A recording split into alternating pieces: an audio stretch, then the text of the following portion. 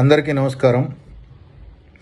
గత 3 రోజుల నుంచి సిపిఎం పార్టీ పైన, పార్టీ కేంద్ర కమిటీ సభ్యులు తమ్మినేని వీరభద్రం గారి పైన ఒక తీవ్రమైనటువంటి దుష్ప్రచారం రాష్ట్రమంతా సాగుతూ ఉంది. ఎలక్ట్రానిక్ మీడియాలోనూ, ప్రింట్ మీడియాలోనూ, మెయిన్ స్ట్రీమ్ మీడియాలోనూ, యూట్యూబ్ ఛానళ్లలోనూ ఈ ప్రచారం పోటీ పడి మరీ సాగుతూ ఉంది.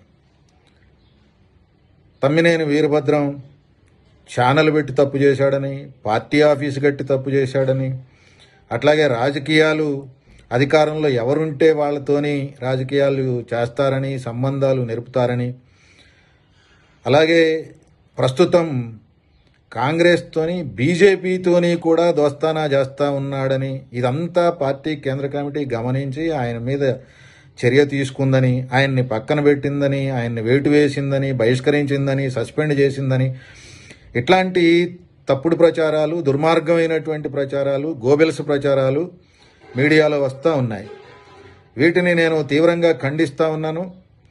పార్టీ శ్రేణులు, ప్రజలు ఎవ్వరూ కూడా ఈ రకమైనటువంటి దుష్ప్రచారాలని నమ్మవద్దు అని చెప్పేసి విజ్ఞప్తి చేస్తూ ఉన్నాం. ఇవాళ ఖమ్మంలో కట్టినటువంటి పార్టీ కార్యాలయంలో ఏమి జరుగుతూ ఉంది? అది హైటెక్ కార్యాలయంలాగా ఉందా?